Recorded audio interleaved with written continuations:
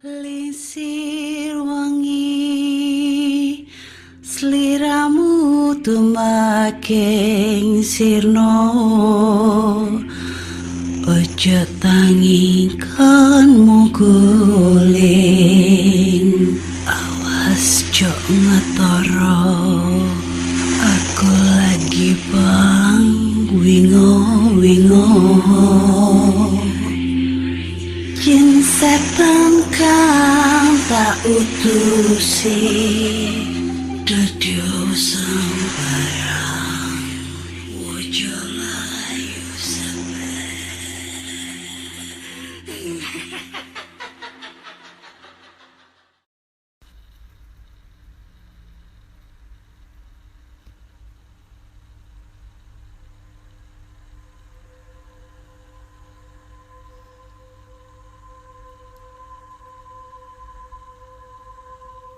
Assalamualaikum warahmatullahi wabarakatuh. Selamat datang di podcast kisah horor.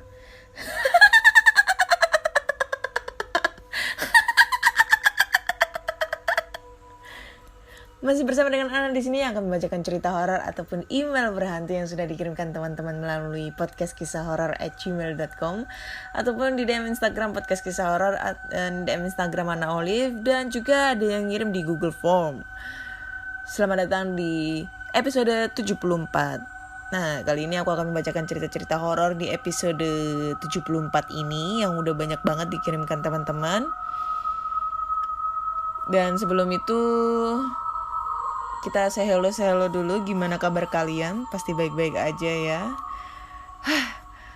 Sebenarnya sih aku lagi gak mood banget untuk nge-podcast hari ini ya, tapi udah banyak banget yang kirim email, jadinya gak enak juga kalau seandainya aku gak update episode terbaru. Karena ya beberapa hari ini hatiku lagi dilanda gimana ya, lagi sedih gitu ya, lagi galau, gabut banget, galau banget. Aku nggak dihiroin sama pacar aku. Aduh ya ampun, sumpah jadinya nggak mood sebenarnya, tapi ya mau gimana lagi ya, ini udah menjadi tugas aku, udah menjadi kewajiban aku untuk ngebacain cerita horor karena udah ditunggu sama teman-teman ya. Kalau misalnya di episode 74 ini pembacaannya agak kurang greget, agak kurang seru atau apapun itu, saya minta maaf yang sebesar-besarnya karena nggak bisa sinkron dengan hati gitu ya. Jadi silahkan menikmati untuk episode 74 ini ya.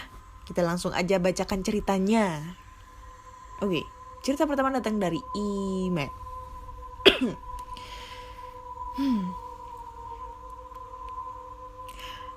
Datang dari Anissa Fitri yang judulnya Jalan-jalan ke Cibubur.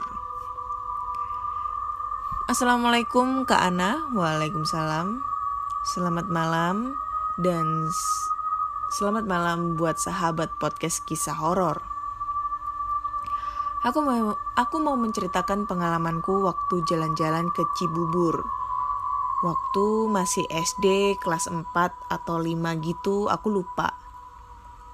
Di sekolah dulu kan selalu mengadakan kegiatan atau program yang namanya Sahabat Air yang berisikan 5 orang, cewek 3 dan cowok 2 dalam satu kelompok. Nah, waktu itu sekolahku mengadakan jalan-jalan buat program Sahabat Air ke Cibubur.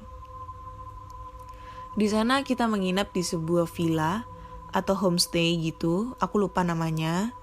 Di tempatku ada 5 kamar dan setiap kamarnya itu terdapat nomor-nomornya. Aku ditempatkan di kamar nomor 13.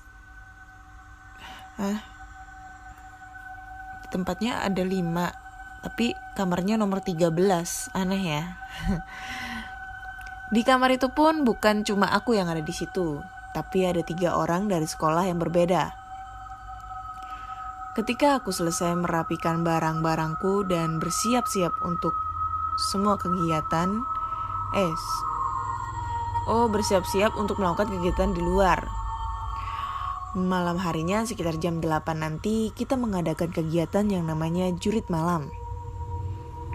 Setiap kelompok wajib membawa senter dan semua kegiatan pun kita lakukan sampai pada akhirnya kita dikagetkan sama suara teriakan dari murid lain. Tanpa menghiraukan apapun, kita segera lari ke tempat di mana suara itu berasal. Ketika guru-guru pembimbing bertanya, "Ada apa?" sampai kalian teriak seperti ini.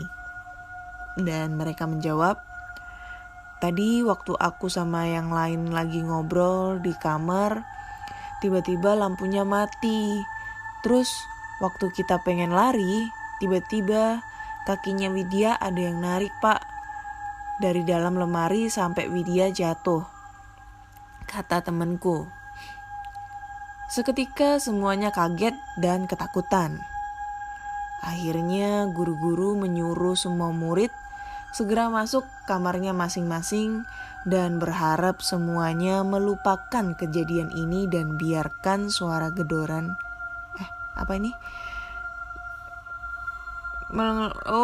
Melupakan kejadian ini, mohon maaf ya, kurang fokus. Melupakan kejadian ini dan biarkan guru-guru yang mengurus. Akhirnya aku pun dan teman sekamarku masuk ke kamar dan menceritakan ulang kejadian tadi. Dan ketika kita sedang asik ngobrol, tiba-tiba ada suara gedoran dari jendela di kamar kita. Padahal setahu aku, di luar jendela itu tanah kosong atau biasa disebut lapangan. Dan gak mungkin ada orang ke situ, apalagi di situ gak ada penerangan kalau malam. Sontak kita pun kaget dan ketakutan. Karena mitosnya nomor 13 itu nomor yang angker katanya. Dan tepat sekali, aku menempati kamar yang bernomor 13. Akhirnya kita pun memutuskan untuk tidak tidur bareng. Untuk tidur bareng. Jadi kan kasurnya ada 4. Nah, kita biarin kasur yang deket jendela itu kosong. Kita nempatin kasur yang di dekat pintu. Setiap kasurnya 2 orang. Kita gak langsung tidur, dan kita masih mikirin siapa yang tadi gedor jendela itu. Padahal ini udah malam, udah jam 11 lewat. Gak lama pintu ada yang ngetok. Tok tok tok tok. Nah, kita pun sontak menengok ke arah pintu itu. Gak ada yang berani ngebuka. Tapi aku beraniin buka pintu. Takutnya ada kakak pembina mau ngomong. Pas aku buka, gak ada orang sama sekali. Semuanya kamar pun udah tertutup rapat. Akhirnya aku bergegas pengen nutup lagi tuh pintu. Pas pengen nutup, aku ngeliat di ujung dekat pintu belakang ada sosok perempuan berdiri memakai baju merah, rambut panjang kusut, dan ketika aku lagi ngeliatin, tiba-tiba itu perempuan nengok ke arahku dan tersenyum sampai mulutnya lebar sampai ke kuping dengan mata yang kosong. Seketika aku refleks mendobrak pintu dan berlari ke kasur. Temanku bertanya kenapa, tapi aku tidak mau menceritakannya langsung. Aku memilih membaca doa dan tidur. Keesokannya aku jatuh sakit dan aku memutuskan bercerita sama guru-guru, dan gak lama dari itu kita memutuskan untuk pulang karena yang ditakutkan bakalan terjadi apa-apa sama yang lain. Sekian cerita dari aku, Kak. Maaf kalau gak seru atau gak serem. Maaf juga kalau kepanjangan ceritanya dan kalau agak belibet tulisannya dan ada salah dalam penulisan. Sehat terus buat Kak Ana dan pendengar setia podcast kisah horor. Terima kasih Kak udah dibacain, tetap semangat dan semoga sukses. Wassalamualaikum warahmatullahi wabarakatuh. Waalaikumsalam warahmatullahi wabarakatuh. Thank you Anissa buat cerita pertamanya, opening. Jadi ini dia menceritakan tentang pengalamannya dia waktu kegiatan camping gitu ya, ibaratnya kayak camping gitu, wisata air atau apa, nggak ngerti. Camping gitu di salah satu bukit perkemahan di Cibubur, dan di sana itu dihadiri tidak oleh sekolahnya si Anissa sendiri, melainkan 3 sekolah yang lainnya. Dan pada saat kegiatan jurit malam itu terjadi gangguan-gangguan aneh gitu ya, gangguan-gangguan dari makhluk astral kayak gitu. Nomor 13. Emang sih ya, nomor 13 itu biasanya dikaitkan dengan angka kesialan atau mungkin angka-angka yang membuat horor kayak gitu ya. Seperti ada filmnya Friday the 13 ya. Yang biasanya sih kalau misalnya angka 13 itu pada saat tanggal 13 itu di hari Jumat, itu selalu mendapatkan kesialan atau mungkin suatu gangguan. Mungkin pada saat itu ada yang terjadi suatu gangguan makhluk astral kayak gitu. Dan sebenarnya ini tuh mitos ya, karena aku tuh dulu pernah meneliti, maksudnya dalam arti membaca artikel-artikel, merekap semua artikel-artikel yang ada. Dan sebenarnya ini mitos yang sering diucapkan atau mungkin ditanamkan sama orang banyak, sehingga itu membuat suatu sugesti bahwa angka 13 itu adalah angka sial, yang sebenarnya itu nggak ada gitu loh.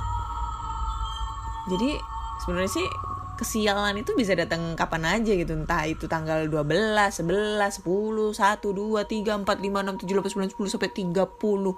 Itu tuh pasti ada aja gitu loh. Nggak mungkin setiap angka 13. Jadi kalau misalnya angka 13 berarti orang yang tanggal lahirnya tanggal 13 gitu sial terus gitu. Enggak sih. Ini cuma suatu kepercayaan atau mungkin mitos ya, yang sehingganya tuh orang-orang itu percaya kalau bahwa angka 13 itu adalah angka kesialan kayak gitu.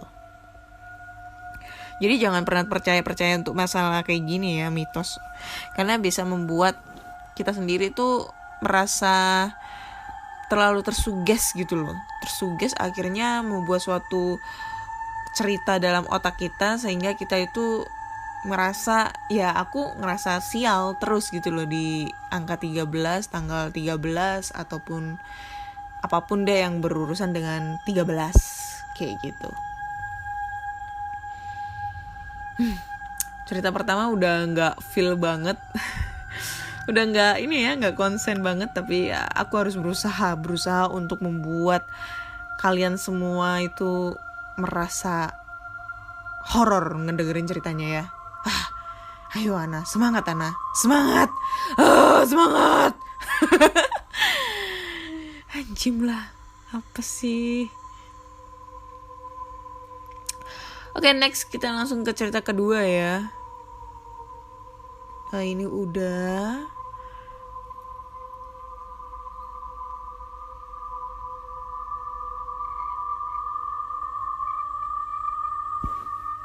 Ini udah, bentar ya.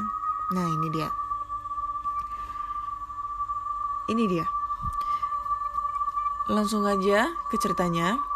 Jadi, Mas Adi adalah seorang tentara yang masih dalam pelatihan.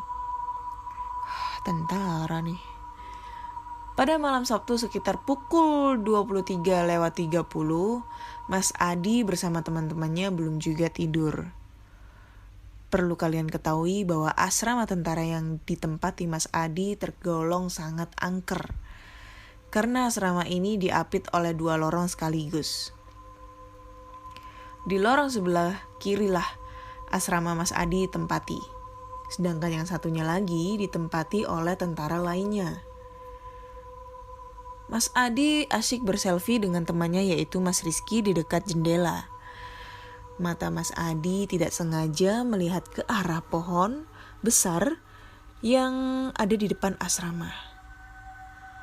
Saat diperhatikan dengan seksama, Mas Adi terkejut saat melihat seorang pria dengan badan yang penuh luka-luka tergeletak tak sadarkan diri di bawah pohon besar itu. Mas Adi pun berkata, "Rizky, itu ada orang luka-luka di bawah pohon. Mari kita bantu dia," katanya. Mas Rizky pun melihat ke pohon besar itu. "Mana dia? Gak ada tuh orang luka-luka di bawah pohon. Menghayal kali kamu," katanya. Mas Adi pun menjawab, "Betul Ki, tadi aku lihat ada di bawah pohon besar itu." Mas Rizky pun tak menghiraukan perkataan Mas Adi. Mas Rizky sangat terkejut ketika melihat foto yang mereka foto tadi. Terdapat penampakan tentara. Hantu tentara itu sangat banyak dan bermuka hancur sedang berbaris di belakang mereka. Mas Adi dan Mas Rizky pun hanya bisa menelan ludah. Keringat dingin pun mulai keluar. Tak lama kemudian tentara lainnya menyuruh semua para tentara untuk segera tidur di asramanya masing-masing supaya tidak terlambat dalam pelatihan besok pagi.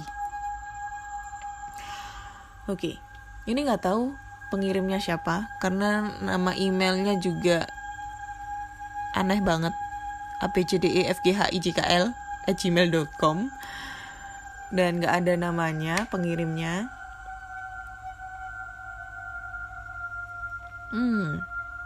Gak tahu ya, ini menurutku mengarang cerita sih ya, karena ceritanya kurang konkret, kurang detail, dan apa ya? Masa iya dalam pelatihan ibaratnya kalau pelatihan atau sekolah itu boleh membawa HP. Setauku mereka tuh nggak boleh bawa HP pada saat ibaratnya masa pendidikan itu nggak boleh bawa HP kecuali kalau sembunyi-sembunyi ya. Aku nggak tahu sih ya. Yang tahu pacar aku. Aduh galau anjir. Ya itu dah. Kalau aku menurutku ini fiktif ceritanya dan kurang greget. Nggak tahu siapa pengirimnya. Fiktif dan nggak asik gitu ya. Oke, next kita ke cerita berikutnya. Cerita berikutnya ini datang dari Nia. "Halo podcast kisah horor, perkenalkan nama aku Nia.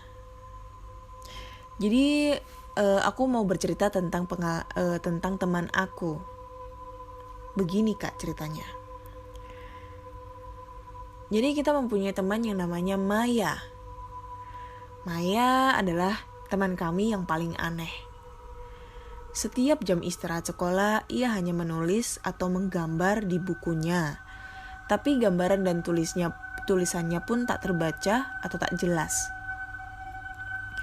Setiap orang bertanya, ia hanya menjawab, "Ini temanku dan dia sedang bersamaku." Kami pun menganggapnya gila karena tingkah lakunya yang tak masuk akal. Tapi pada suatu hari, di saat hujan deras menyelimuti, ia menunjukkan sikap yang paling aneh dari biasanya. Padahal saat itu guru sedang menjelaskan. "Maaf, aku tidak bisa bermain denganmu sekarang," kata Maya. Namun Bu Guru tetap memperhatikannya. Semua mata di kelas kami pun tertuju padanya. "Tidak, jangan sakiti mereka. Aku menyayangi mereka." Keadaan menjadi sangat aneh walaupun di luar hujan. Hawa di dalam kelas terasa panas. "Maya, sedang apa kau?" tanya Bu Guru. Maya hanya menatap ke depan, entah apa yang ia tatap. Ia pun mengeluarkan sikap aneh lagi. "Tidak, kumohon, pergi, jangan ganggu aku dan teman-temanku lagi," kata Maya lagi. Tak lama tirai di kelas tertiup kencang hingga lepas. Maya hanya menangis histeris. Setelah itu papan tulis di kelas bergoyang-goyang kemudian terlempar ke sudut kelas. Bu guru memperhatikan kami untuk keluar dari kelas. Memerintahkan kami untuk keluar dari kelas. Namun pintu tak dapat terbuka. Maya terus saja menangis histeris. Selsa pun mengecek laci, tas, serta loker Maya. Ia mengambil buku hitam Maya dan membuka isinya. Begitu melihat isinya, Selsa pun menangis histeris. Semua bingung. Bu guru juga mengecek, ia melihat gambaran. Maya hanya bisa menangis dan melihat ke depan seperti yang dilakukan Maya dan Selsa. Hah, gimana? Kami pun langsung berebut melihat buku itu. Kemudian kami sangat terkejut ketika melihat ke depan. Itu adalah sosok besar hitam membawa pisau tajam dan telah siap menusuk dan membunuh kami semua dengan senyum liciknya. Anjir lah, ini cerita fiktif ini. Gak mungkin ceritanya kayak gini. Ini kenapa ya orang-orang pada ngirim cerita-cerita fiktif gini? Kurang greget anjir ceritanya, sumpah deh.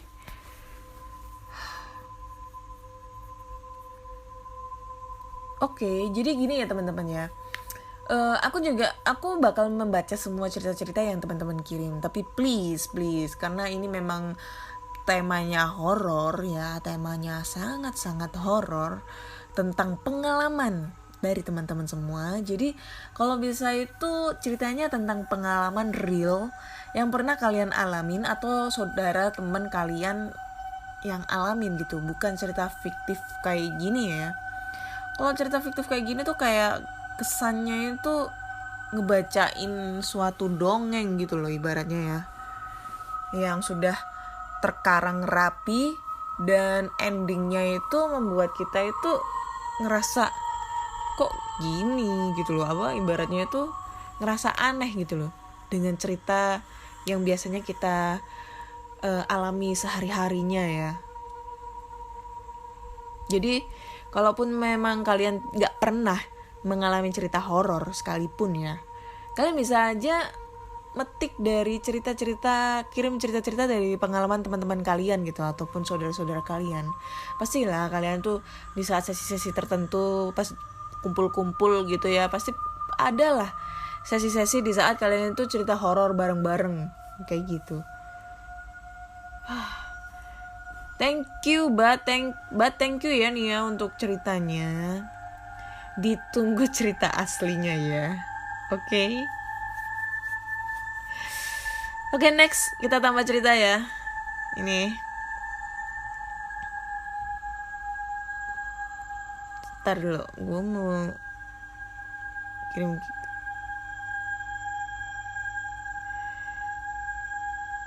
mana ya yang bisa. Oke lah, kita dari email lagi. Kalau udah ngebaca cerita fiktif gini tuh ibaratnya udah malas gitu loh, udah malas banget gitu.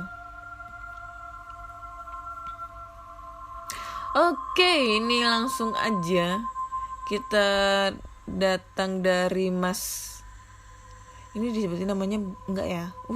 Panjang cuy. Jadi ini adalah Mas dari Wonosobo yang udah mengirimkan beberapa ceritanya yang dulu-dulu ya. Boleh kan aku sebut namanya ini? Mas Gibran ya, yang udah ngirim cerita sebelumnya tuh ada sekitar 4 cerita, dan ini cerita berikutnya ya. Keren nih masnya ini, sering banget ini ceritain cerita horor, mempunyai pengalaman horor ya. Jadi ini langsung kita bacakan. Wonosobo, Sabtu pagi sekitar hampir jam 6, tanggal 27 Mei 2006. Aku tengah asik mengobrol bersama salah seorang teman di rumahnya setelah kami dari masjid.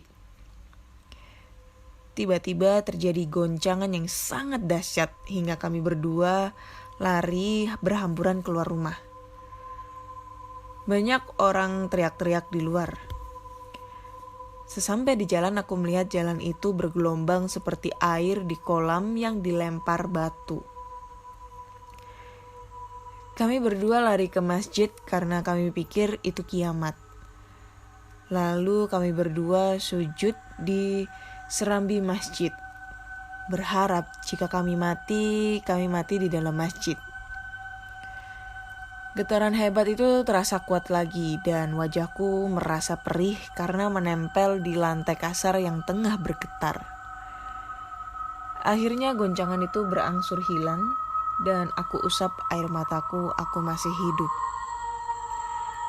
Temanku juga menangis keras. Banyak orang yang keluar rumah kembali ke dalam dan mulai mencari berita di TV.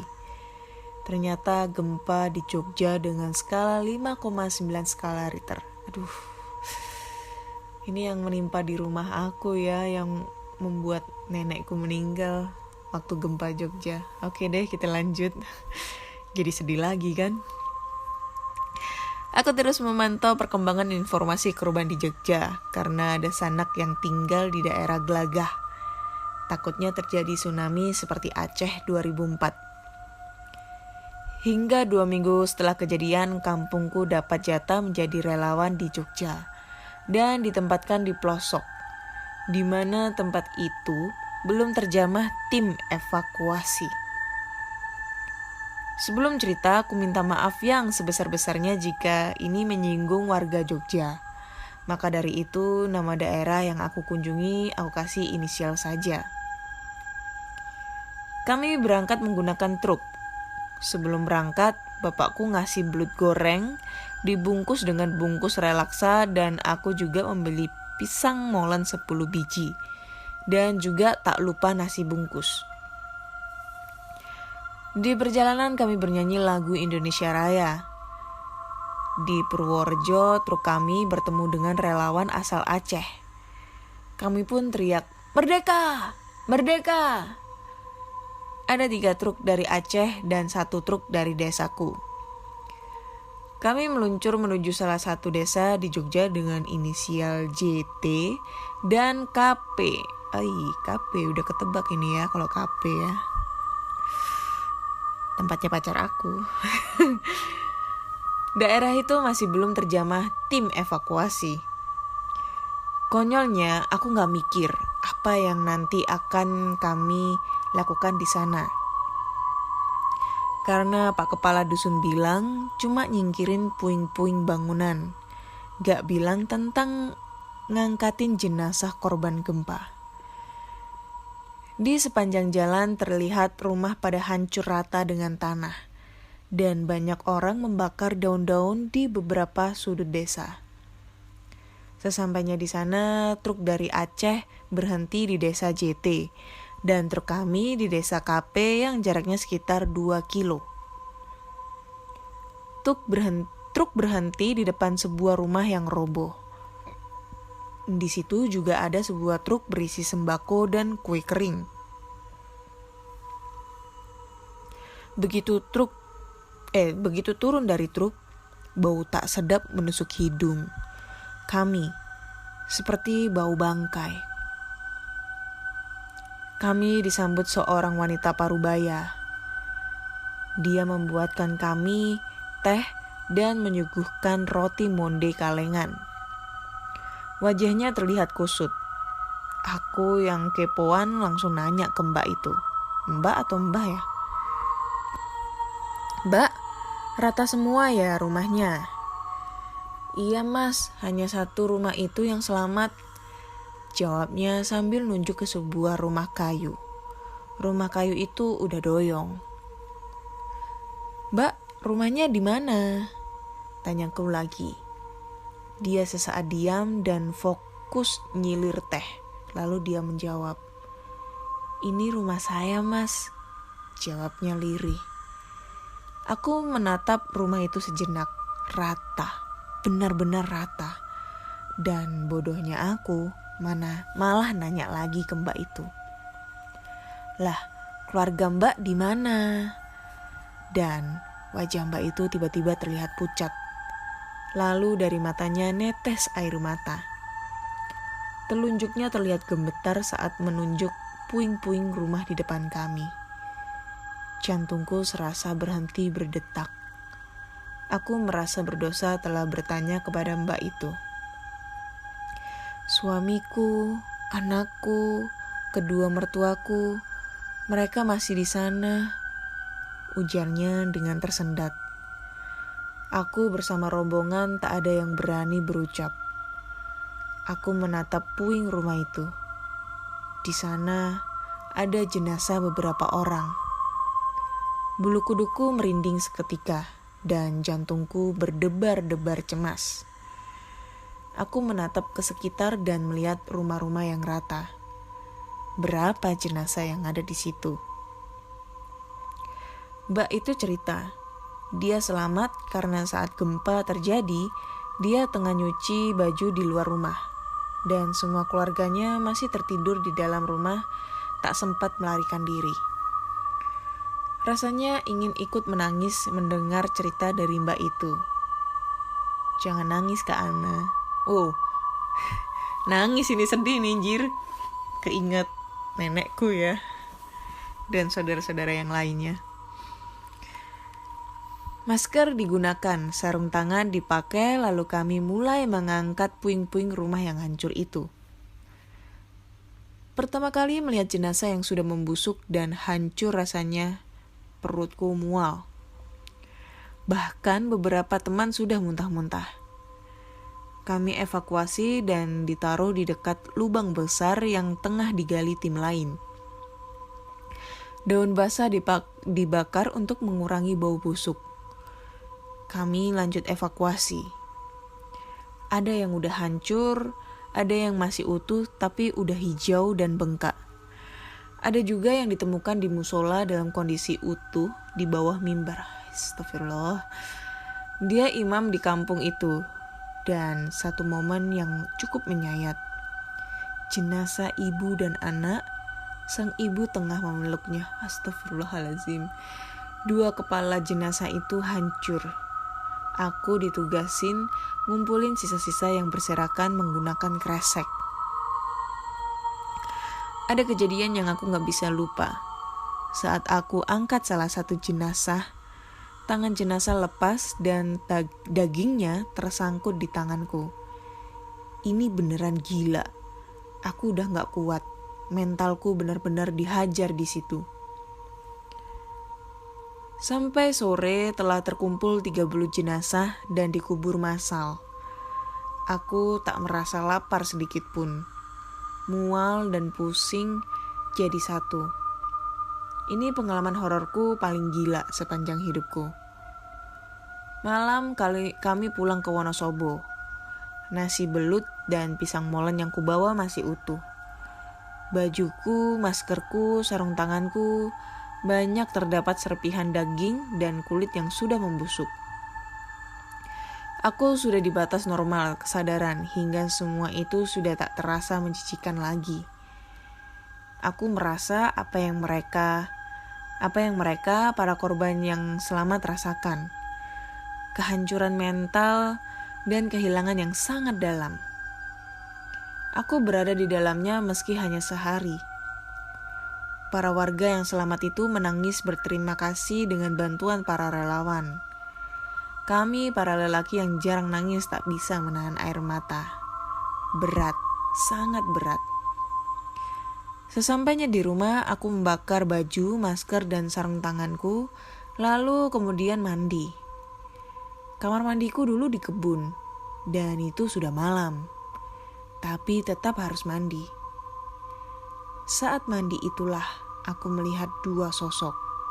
Satu seorang ibu dan satu laginya seorang bocah. Mukanya hancur berantakan. Anehnya, aku tak takut sama sekali.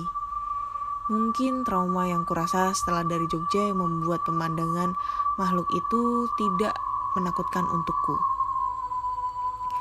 Aku melihat bibir mereka seolah tersenyum. Sangat jelas, karena dua makhluk itu tersorot senter yang kubawa.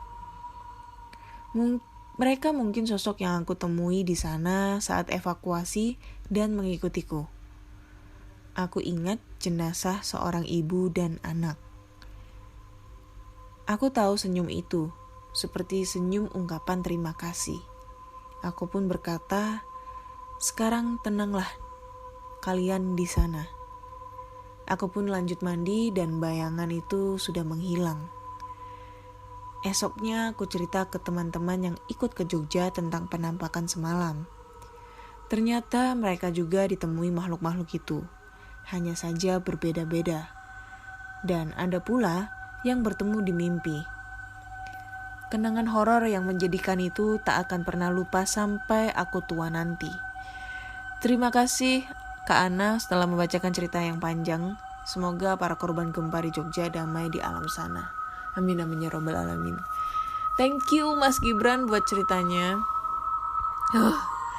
Sebenarnya ini ceritanya bukan horor ya, tapi sedih banget karena aku ingat betul pada saat tahun 2006 adalah tahun dimana beberapa anggota keluarga saya, atau mungkin bisa dibilang orang tua dari bapakku, anggota keluarga dari bapakku, adik, dan saudara-saudara yang lainnya ikut menjadi korban gempa Jogja pada saat itu ya. Termasuk nenek yang kebetulan aku udah pernah cerita ya itu ya. Jadi nenek nenek menjadi korban gempa Jogja pada saat tertidur. Mohon maaf, kepala beliau tertimpa genteng, yang gentengnya itu terbuat dari bata yang sangat berat banget, genteng yang merah itu yang berat banget, sehingga beliau meninggal di tempat, kehabisan darah, dan tempurung kepalanya itu, tengkorak ya, itu pecah gitu. Dan pada saat kejadian itu aku sedang melakukan MOS di sekolah aku, farmasi di Kediri, dan pada saat itu juga ayahku beserta mama itu langsung pulang ke Jogja untuk mengetahui keadaan langsung di sana ya. Karena pada saat di sana itu emang rumah udah rata banget. Sampai sekarang rumah nenekku tuh masih amburadul. Masih ibaratnya masih rata, bukan rata ya, tapi udah roboh sebagiannya, tinggal puing-puing aja karena itu rumahnya udah nggak dihuni lagi, tinggal kebun, karena memang kan rumahnya nenekku itu depannya itu udah kebun jati gitu loh, kebun jati milik keluarga ya. Jadi sampai sekarang itu masih ada puing-puingnya, belum pernah direnovasi sama sekali. Yang paling yang direnovasi itu rumah-rumah tetangga sama rumah-rumah saudara yang lainnya gitu. Ya buat jadi kenangan gitu katanya. Jadi nggak usah direnovasi. Itu deh. Ya sedih banget sih kalau mendengar cerita ini ya, karena ya dari keluarga kami, maksudnya keluarga saya juga mengalami kejadian seperti itu, sudah mengalami peristiwa gempa di Jogja, karena pada saat itu gempa di Jogja di daerah Piungan itu lumayan hebat banget, sehingga rata dengan tanah ya, bener banget, rata banget itu. Jadi sedih deh ceritanya. Oke, next kita lanjut ke cerita terakhir ya. Cerita terakhir. Udah, cerita terakhir aja. Ini panjang banget. Enggak, jangan yang ini. Ini aja. Oke. Halo podcast Kisah Horor. Halo juga Kak Ana. Perkenalkan, nama aku Adi. Kali ini aku akan bercerita tentang pengalaman di kantor. Menjadi seorang HRD berarti harus siap lembur dan pulang malam setiap hari. Betul. Jadi tak heran sebuah slogan terpampang di depan meja kerjaku. Tempat tinggal hanyalah tempat menitipkan kepala. Anjir. Kosanku hanya berfungsi untuk aku tidur melewati malam. Sisanya aku habiskan hidupku di kantor. Lembur hingga malam di kantor seorang diri tidak berjalan lancar begitu saja tanpa resiko. Hampir setiap aku lembur, selalu saja ada gangguan-gangguan yang cukup menyeramkan bagiku. Setiap lembur, aku biasanya ditemani oleh 3 orang sahabatku dari divisi audit, yaitu Mas Edi, Adit, dan Arif. Kebetulan kami seruangan, Edi, Adi, Adit, Arif. Bisa ya kebetulan ya, namanya hampir sama. Pengalaman ini telah terjadi tahun lalu, namun hingga kini masih aku ingat dengan jelas. Waktu itu aku sedang menilai hasil psikotes beberapa calon karyawan yang hasilnya akan aku gunakan besok. Aku mengerjakannya di Cubicalku yang letaknya kira-kira 7 blok kubikal dari tim audit. Kita sedang fokus. Aku dikagetkan dengan suara yang cukup keras dari belakangku. Prak! Suara file-file di belakangku jatuh berhamburan. Aku segera menoleh ke belakang dan menarik nafas dalam-dalam, melihat berkas itu berhamburan. Aku pikir aku sudah cukup lelah untuk menatanya kembali saat itu. Jadi aku biarkan saja dulu. Aku kembali melanjutkan pekerjaanku saat itu. Tak lama berselang, tiba-tiba duk! Suara benda jatuh ke lantai dan menggelinding tepat di samping. Aku segera menoleh untuk melihat apakah itu. Dan seluruh badanku merinding dan dada terasa sesak melihat sebuah kepala yang terpenggal tepat di bawah samping kursi. Merinding cuy. Sontak aku kaget dan melompat dari kursiku dan berlari ke kubikal audit. Mas, si Buntung jahil lagi, teriakku dengan wajah yang shock. Ya udah, di sini aja dulu. Ntar kalau dia kesini suruh Arif ambil kepalanya jadiin souvenir di kosan, jawab Mas Edi sambil cengengesan. Anjir, dibuat bercandaan ya.